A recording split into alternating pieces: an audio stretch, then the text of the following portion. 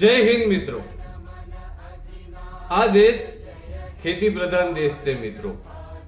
આ દેશ માટે જેટલું બલિદાન આ દેશના જવાનોએ આપેલું છે, આટલું જ બલિદાન આ દેશના કિસાનોએ પણ આપેલું છે। પરંતુ મિત્રો, અત્યારે આ જ કિસાનોએ રેલી લગાડવી પડે છે, આંદોલનો કરવા પડે છે અને એમને ન્યાય નથી મળતો મિત્રો।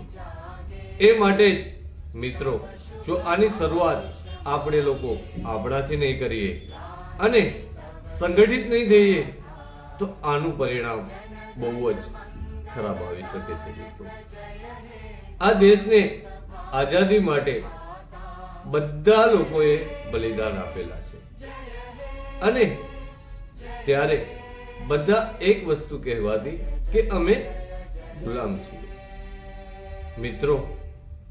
આના કરતા તો એ ગુલામી સારી હતી। કહેવાતું તો ખરું કે અમે લોકો ગુલામ છીએ, પરંતુ અત્યારે બધામાં મતભેદ છે। જો મિત્રો સંગઠિત નહીં થઈએ અને આની શરૂઆત આપણે ખુદ આપણાથી નહીં કરીએ તો આનું પરિણામ બહુ મિત્રો ખરાબ આવી શકે છે। માટે મિત્રો, સંગઠિત બનો, એક બનો। જે જગ્યાએ લોકોને અન્યાય થઈ રહ્યો છે અને જે જગ્યાએ લોકોને ન્યાય નથી મળી રહ્યો મિત્રો, એ જગ્યાએ અવાજ ઉઠાવો અને સંગઠિત થઈ અને અવાજ ઉઠાવો મિત્રો।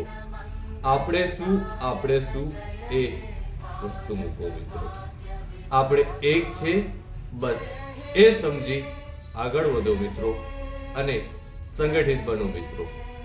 માટે નીચે આપેલ ડિસ્ક્રિપ્શન બોક્સમાં લિંક દ્વારા ગ્રુપ જોઈનિંગ કરો અને આ વિડીયો શેર કરો ને બીજા લોકોને પણ સંગઠિત થવા પ્રેરિત કરો મિત્રો।